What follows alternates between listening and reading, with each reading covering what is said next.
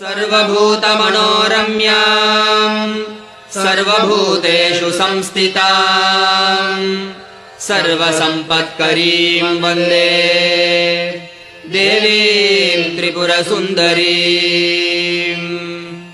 पद्मालयाम् पद्महस्ताम् पद्मसम्भवसेविताम् पद्मरागनिभाम् वन्दे देवीम् त्रिपुरसुन्दरीम्।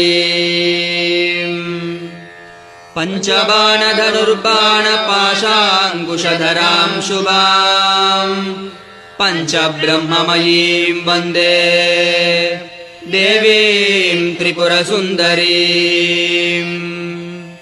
षट्पुण्डरीकनिलयाम् षडाननसुतामिमाम्